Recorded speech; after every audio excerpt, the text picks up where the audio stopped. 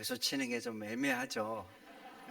우리 하나님께 영광의 박수 다시 한번 하겠습니다. 감사합니다. 할렐루야. 옆에 분 인사하시겠습니다. 잘 오셨습니다. 한 번 더 합니다. 옆에 앉아주셔서 감사합니다. 감사하죠. 옆에 앉아주는 것만 해도 감사하다니까요. 안 땡기면 옆에 안 앉아요. 어쩐지 좋은 거예요. 어쩐지 나도 모르게. 여러분, 예수님 다시 오실 줄 믿습니다. 예수님 부활하시고 승천하셨어요. 승천하시면서 사도행전 1장 보세요. 간 그대로 다시 오겠다 그래요. 너희가 본 그대로 다시 오겠다. 2000년 전에 예수님 오실 때는 이름도 없고 빛도 없었어요. 전능하신 하나님께서 연약한 인간의 모습을 입고 마구간에 태어나셨어요. 그러나 다시 오실 예수님은 그렇지 않아요. 전능한 하나님으로 오실 줄 믿습니다. 누가복음 21장, 그때 사람들이 인자가 구름을 타고 능력과 큰 영광 가운데 오는 것을 보리라. 그냥 오시는 게 아니에요. 큰 능력으로, 하나님의 영광으로 오시는 거예요. 그렇게 오시는 걸 여러분들도 보게 될 거예요. 언제일지 모르지만. 그럼 한번 물어보고 싶어요. 예수님이 만약에 말이죠, 딱 일주일 후에 오신다면 남은 일주일 어떻게 사시겠습니까? 일주일 후에 오셔요. 어떻게 사실 거예요? 매일 기도하면서 사실 거예요? 전도하면서 사실 거예요? 매일 교회 와서 찬양하실 거예요? 아니면 여전히 직장 다니고 친구도 만나고 그러실 거예요? 당일날은 어떻게 하실 거예요? 예수님 오신 당일날 어떻게 하실 거예요? 중요한 일이 있다고 예배 제끼겠어요? 난 뭐 여행 있어 즐기자 그러면서 여행 가시겠어요? 여러분, 일주일에 예수님이 오신다면 어떻게 하시겠어요? 어떻게 하시겠냐고, 그 남은 일주일을. 세대주의 종말론자인 이장림 씨가 있었어요. 1992년 10월 28일 예수님이 오실 거라고 했어요. 많은 사람들이 미혹이 됐죠. 저랑 청년부 생활을 함께 했던 선배도 미혹이 됐어요. 직장을 그만뒀어요. 예수님이 곧 오시는데 지금 직장 다닐 시간이 어디 있냐고. 그리고 아주 열정적으로 전도를 하더라고요. 같은 동네에 살았어요. 같은 동네. 골목에서도 전도를 하고, 어느 날 버스를 탔는데 버스에서도 전도를 하고, 전철에서 전도를 하고, 바코드 코드 가지고 이게 666표라고, 이 표가 사람들의 손에 들려졌으니까 이제 곧 예수님 오실 거라고 얼마나 열심히 전도하든지, 낮에도 전도하고요, 밤에도 전도하고, 심지어는 한밤중에도 전도를 해요. 잠을 줄여가면서. 지금 잠잘 시간이 어딨냐는 거예요. 예수님이 곧 오시는데. 초긴장. 거기에 미혹된 후에 교회를 안 왔어요. 그 전에도 물론 대충 신앙생활을 했는데 미혹된 후에는 아예 안 왔어요. 어느 날 교회를 주일날 오는 거예요. 그래서 또 바코드 가지고 이게 666표라고, 예수님 곧 오신다고. 그리고 가려고 해요. 그래서 형, 예배는 하고 가셔야죠. 그랬더니 또 말하는 거예요. 지금 예배할 시간이 어딨냐는 거예요. 지금 예배할 시간. 예수님 곧 오시는데. 여러분, 예수님 오신다면 어떻게 사시겠어요? 내일 예수님 오시면 어떻게 하실 거예요? 내일 뭐 하실 거예요? 내일 예수님 오시면 뭐 하셔야 될까요? 한경진 목사님이 살아계실 때 한 기자가 똑같은 질문을 했어요. 목사님, 내일 예수님 오시면 뭐 하실 겁니까? 그랬더니 한경진 목사님이 오늘 하고 있는 일 내일 또 해야지요, 이렇게 대답을 했답니다. 이야, 멋있지 않아요? 안 멋있어요? 신앙인으로서 얼마나 이렇게 멋진 말입니까? 내일 예수님이 오시는데 오늘의 삶을 내일도 그대로 살겠다. 멋있지요? 그런데 말이죠, 이 멋있는 말을 누구나 할 수 있는 말이 아닌 거예요. 매일 깨어서 믿음으로 살지 않으면 할 수가 없어요. 내 뜻이 아니라 내 인생의 목표는 하나님 말씀이다. 주의 뜻을 이루는 것이다. 이렇게 살지 않으면 이 말을 할 수가 없어요. 우리나라 라면 사사가 유통시킨 라면이 제가 한번 찾아봤거든요. 몇 가지나 되는지. 무려 260가지 되더라고요. 260가지. 1, 2, 3, 4로 라면 이름을 정할 수 있을 정도예요. 1번지 라면. 드셔보셨나요? 드셔보신 분. 대개는 사람들이요, 한 260가지 유통돼도 먹는 것만 먹어요. 한 5가지 안에서. 그래서 저도 1번지 라면 먹어본 적이 없어요. 항상 먹는 라면 3가지. 이 라면 아셔요? 모르시구나. 모르셔도 돼요. 중요하지 않아요. 그냥 드시고 싶은 거 드셔요. 3, 삼양라면. 4, 사발면. 5는 뭐 있을까요? 그것도 있고. 오양면이라고 들어보셨나요? 모르시구나. 역시 몰라도 돼요. 6, 7 모르시죠? 칠보라면이라고 있는데 또 한 번도 안 드셔보셨죠? 궁금하면 드셔보세요. 8, 팔도라면. 9는 찾기가 어렵더라고. 9자로 시작한 라면을 찾아오시면 제가 순천 정원박람회 티켓을 2장 드리겠습니다. 찾을 수가 없어요. 10, 열라면. 라면 참 좋아하시는 분들이 있죠. 근데 예수 믿는 사람이 꼭 좋아해야 될 라면이 있어요. 항상 마음에 품고 살아야 될 라면. 그 라면이 무슨 라면인 줄 아세요? 참깨라면이요. 왜 참깨라면일까? 고소한 삶을 사시라고. 좋습니다. 예수 믿는 사람이 항상 마음에 품고 살아야 될 라면, 예수라면. 예수님이라면 어떻게 하실까? 예수님이라면 내가 지금 이렇게 말하는 걸 기뻐하실까? 예수님이라면 이렇게 결정하고 행동하는 것을 과연 좋아하실까?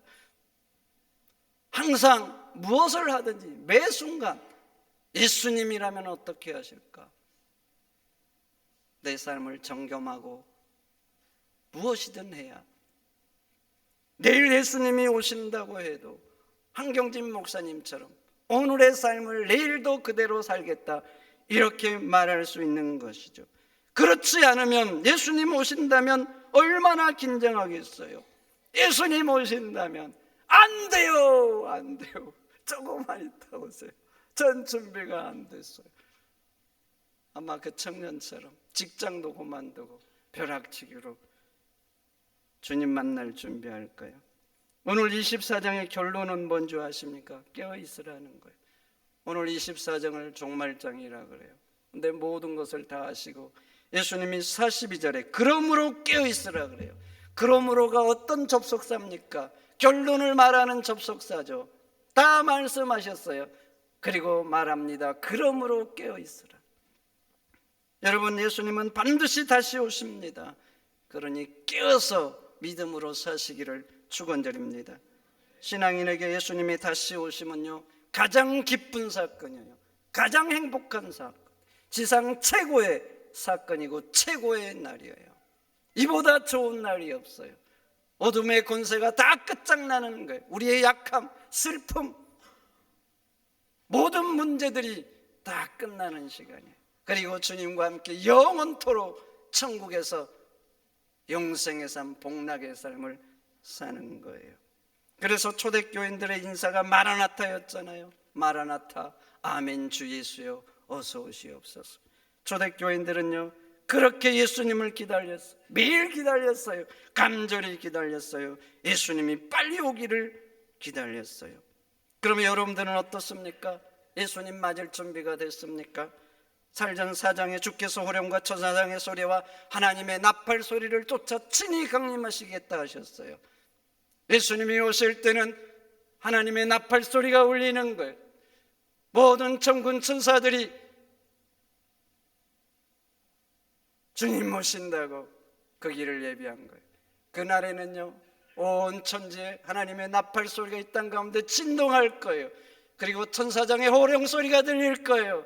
예수님 오신다고, 예수님 오신다고. 그 놀라운 광경을 여러분들은 보게 될 거예요. 그렇게 천사장의 호령과 나팔 소리가 진동할 때 여러분들은 어떻게 하실 거예요? 아멘, 주 예수여 오시옵소서, 오시옵소서 할 거예요? 아니면 큰일 났다 두려워할 것입니까?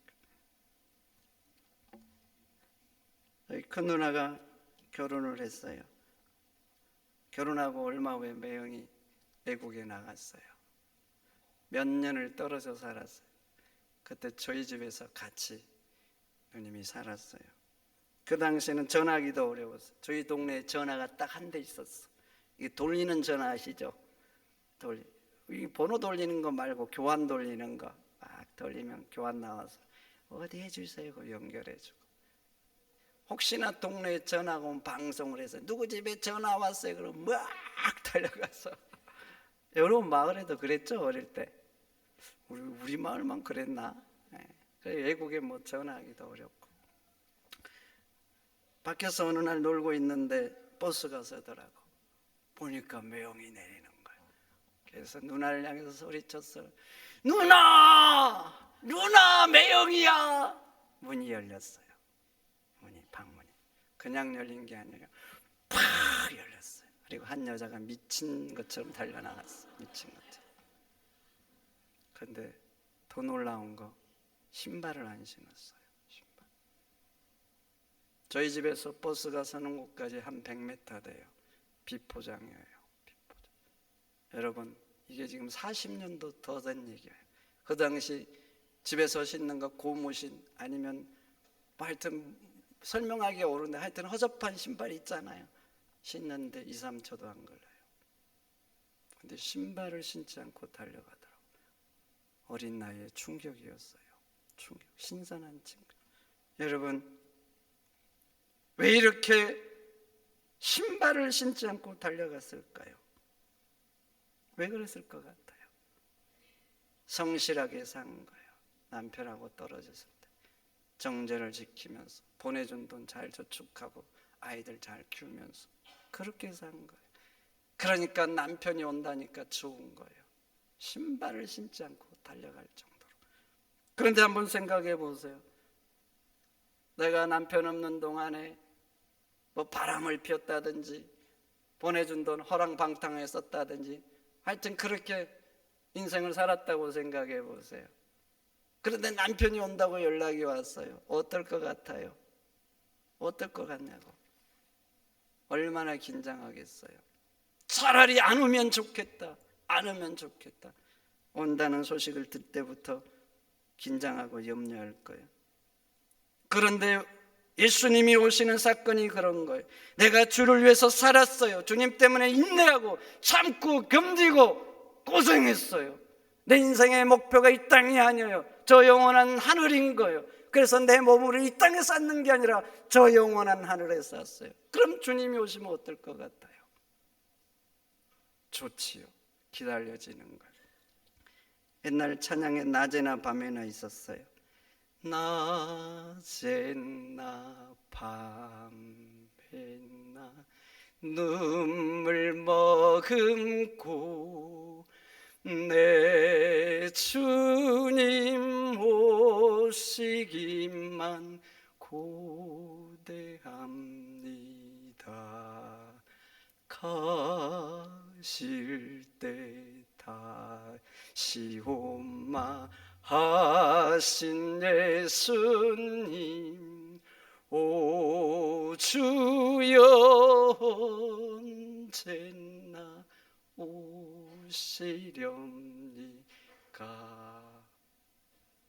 먼 하늘 이상한 구름만 떠도 행여남 내 주님 오시는가 해.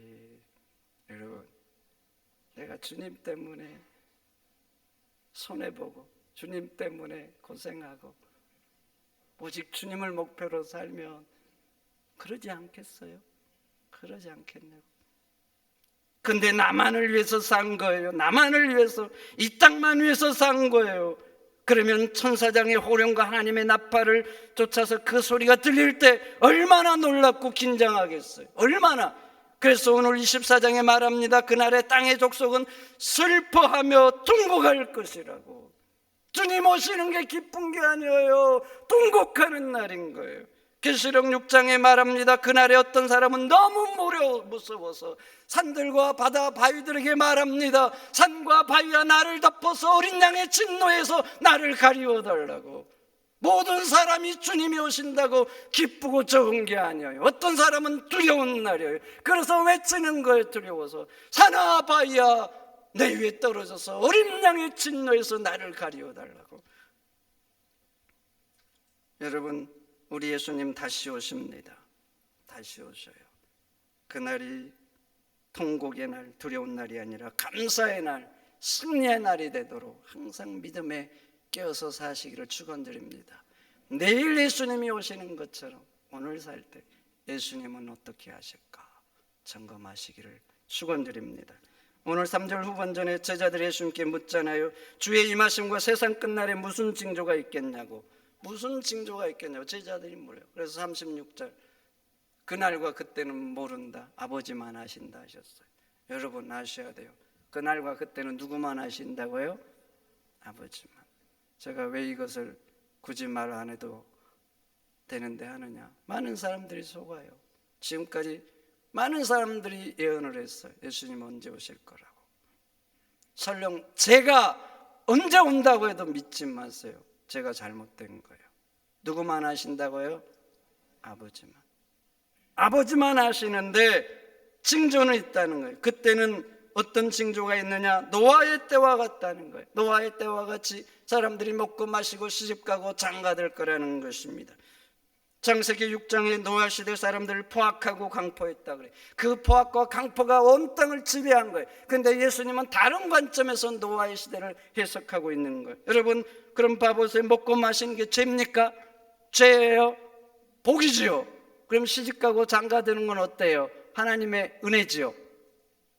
은혜 아니에요? 은혜 맞지요? 그런데 예수님은 지금 이 현상을 노아의 때와 같다고 하면서 말세 징조로 하시는 거예요. 그럼 예수님께서 이것을 노아의 시대와 같다고 하면서 하시고 싶은 말씀이 뭔가?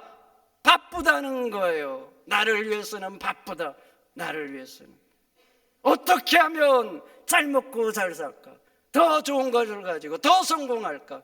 나를 위해서는 바쁘고 그렇게 불철주야 노력한다는 거예요. 그렇게 바쁘게 살면서 나를 위해서는 뭐든지 할 수 있어요. 나를 위해서라면 밤낮도 셀 수 있어요. 나를 위해서라면 저 외국에도 갈 수가 있어요. 내 삶이 좀 더 좋아질 수 있다 그러면 모욕도 참을 수 있어요. 모욕도. 그렇게 나를 위해서는 뭐든지 할 수 있고 바쁘게 사는 거예요. 바쁘게. 다니엘서 12장 말세가 되면 사람들의 왕래가 빨라진다 그래요. 왕래가 빨라진다. 뭘 말하고 싶을까요? 바쁘게 산다는 거예요. 바쁘게. 나를 위해서 불철주야 노력하면서 바쁘게. 그렇게 나를 위해서는 뭐든지 할 수 있고 바쁘게 사는데요. 반대로 두 가지는 관심이 없는 거예요. 첫째, 이웃. 나와 함께 사는 사람들하고 관심이 없어. 죽든지 말든지. 너는 나, 나는 나로 사는 거예요. 얼마 전에 중국에서 있었던 사건이에요. 동호회라는 꼬마가 엄마랑 시장을 갔어요. 엄마가 시장을 보는 동안에 창가에서 놀다가 차에 치였어요. 그 시장이니까 사람들이 많이 길을 건너죠. 차에 치여서 피를 흘리고 쓰러져 있는데 아무도 관심을 안 둬요. 그게 CCTV에 찍혀가지고 인터넷에 올라왔는데 제가 봤어요. 그게 봤더니 18명이 그 곁을 지나가더라고. 18명. 아무도 관심을 안 둬.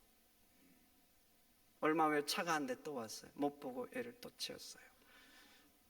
엄마가 시장을 보다가 자기 애가 없고 그러니까 찾다가 발견한 거예요. 병원에 옮겼는데 죽었어요. 예수님이 말씀하셨습니다. 내가 이 세대를 무엇으로 비유할까? 피리를 불어도 춤추지 않고 왜곡해도 슬퍼하지 않는다. 내가 이 세대를 무엇으로 비유할꼬? 피리를 불어도 춤추지 않고 왜곡해도 슬퍼하지 않는다. 피리를 분다. 그 집에 무슨 좋은 일이 있는 거예요. 잔치가 벌어진 거예요. 그런데 관심 없어. 내 일이 아닌 거예요. 왜곡한다. 아픈 사건이 있는 거예요. 담을 터고 넘어갈 정도로 큰 슬픔이 있는 거예요. 그런데 내 일이 아닌 거예요. 그러니까 그 사람이 죽든 말든 상관없는 거예요. 디모데후서 3장 말세가 되면 고통하는 때가 이른다고 해요. 여러분, 왜 고통하는 때일까요? 나를 위해서는 뭐든지 할 수 있어요. 지극히 작은 것에도 나는 관심이 많아요. 그런데 타인에 대해서는 관심 없어요. 그럼 여러분들 인생 살다가 어려움을 당하면 오롯이 나 혼자 견뎌야 되는 거예요. 내가 나이 먹었어요, 늙었어요, 도와줄 사람 없어요. 나 혼자 견뎌. 어떻게 하실 거예요? 내 인생에 큰 아픔이 있어요. 누군가 붙들어줘야 돼요. 오롯이 나 혼자 감당해야 돼요. 어떻게 할까요? 사람들의 관심은 오직 나. 어떻게 많이 가질까? 높아가질까? 편할까? 고통하는 때가 이르는 거예요. 여러분들은 시간이 갈수록 어떻게 변해가고 있습니까? 예수님은 내 이웃을 내 몸처럼 사랑하라 하셨죠. 심지어는 온수까지 사랑하라 하셨어요. 그러면 신앙의 연수가 더해갈수록 어떻게 변해가고 있냐고요. 함께 사는 이웃이 점점 내 몸처럼 여겨집니까?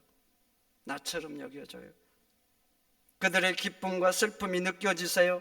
느껴지시냐고요. 내가 잘 되기를 원하는 것처럼 그들도 잘 되기를 원하십니까? 여러분, 자식들을 얼마나 세상에 힘있고 능력 있는 것, 좋은 거 잡혀주려고 노력합니까? 그처럼 남의 자식들도 그렇게 해주려고 노력하십니까?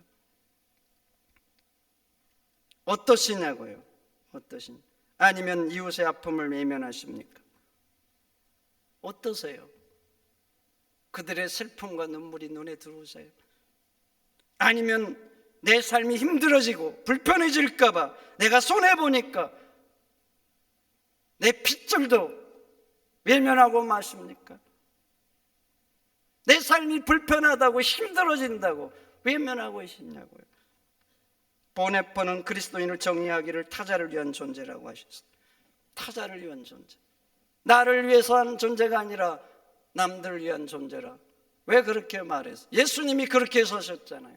그러니까 그리스도를 따르는 우리도 타자를 위한 존재로 살아야 된다는 것입니다. 만약 여러분들이 신앙의 연수가 더해지는데 여전히 나에게만 집중되어 있다, 나만을 위해서 산다, 그러면 그 신앙은 숙성되고 있는 게 아니에요. 지금 부패되고 있는 거예요. 부패되고. 그런데 신앙의 연수가 들어갈수록 이웃이 눈에 들어오고 그들의 아픔이 신경 쓰이고 불쌍하고 긍휼히 여길 줄 안다. 그러면 그 사람은 그리스도인으로서 잘 익어가고 있는 것입니다. 그러니 성도 여러분, 악하고 음란한 세대가 될수록 이웃들에게 관심을 가지시기를 축원드립니다. 말세가 되면 많은 사람들은 관심 없습니다. 그러나 그리스도인들은 반대로 이웃이 신경 써야 돼요. 그래서 이웃에게 사랑이 되고 향기가 되시기를 축원드립니다. 두 번째, 하나님께 관심 없어요. 자기를 위해서는 뭐든지 할 수 있고 나에게는 온통 관심이 있어. 어떻게 하면 더 좋아질까? 어떻게 하면 더 가질까? 더 좋은 집에서 할까? 온통 그런 관심을 가지고 사는 거예요. 지극히 작은 일에도 나를 위해서라면 관심이 가는 거예요. 그런데 하나님께는 관심이 없는 거예요. 하나님은 나를 위해서라면 뭐든지 할 수 있어요. 하늘의 영광 보좌도 버릴 수 있고 십자가에서 그 고통과 지옥의 죽음도 죽을 수 있는 거예요. 나를 위해서라면 하나님은 그러세요. 그런데 반대로 말세가 될수록 사람들은 하나님께 멀어집니다. 심지어는 신앙인들도 그래요. 하나님께 멀어져요. 하나님이 내 인생의 1번이 아닌 거예요. 그렇게 하나님께 관심이 없으면 어떻게 되는 줄 아세요? 신앙이 옵션이 되는 거예요. 예배도 옵션이 됩니다. 내 필요에 따라서 할 수도 있고 안 할 수도 있고. 하나님께 관심이 없으면 말씀과도 멀어지는 거예요. 내 인생을 좌지우지하는 게 하나님 말씀이 아니에요. 말씀에 생명을 걸지 않습니다. 무엇이 나에게 이익일까? 무엇이 손해일까? 내게 이익이 되면 하는 거예요. 손해가 되면 안 하는 거예요.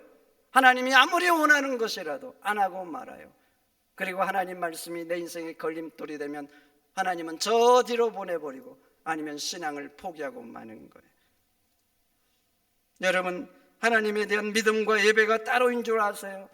따로가 아니에요. 하나님께 생명을 거는 사람은 예배에도 생명을 겁니다. 하나님께 인생을 거는 사람은 하나님 말씀에도 인생을 거는 거예요.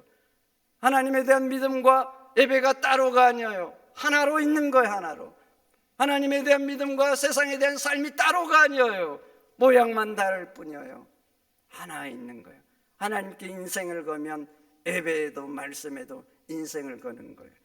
그런데 말세가 되면 사람들은 하나님께 점점 멀어집니다. 심지어는 예수 믿는 사람도 마찬가지예요. 적당히 밀어요. 적당히. 내가 손해보지 않을 만큼. 그래서 많은 사람들은 말세가 되면 신앙도 부패하는 거예요. 내 영광을 위해서 사는 거예요. 하나님의 영광이 아니에요. 내 영광을 위해서 삽니다. 하나님은 나를 위한 수단이에요. 하나님의 뜻을 이루기 위해서 사는 게 아니에요. 내 뜻을 이루기 위해서 살아요.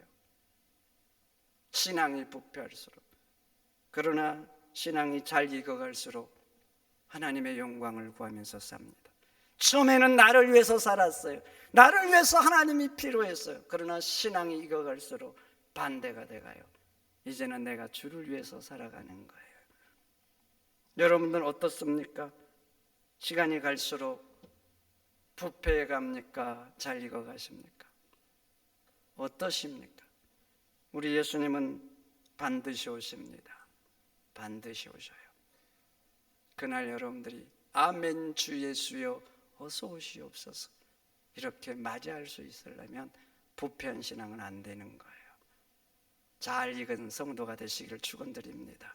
그래서 주님 오실 때 아멘 주 예수여 어서 오시옵소서 기쁘게 맞는 우리 성도들 되시기를 축원드립니다. 축원드립니다. 하나님 감사합니다. 오늘 주신 마음에 잘 새기고 내가 어떤 삶을 살고 있는지 이대로 살다가 주님 오실 때 맞이해도 되는지 삶을 점검하고 그래서 항상 믿음에 깨어 살아가는 저희들이 되도록 붙잡아 주시옵소서. 존귀하신 예수님의 이름으로 기도하옵나이다. 아멘. 광고합니다. 주보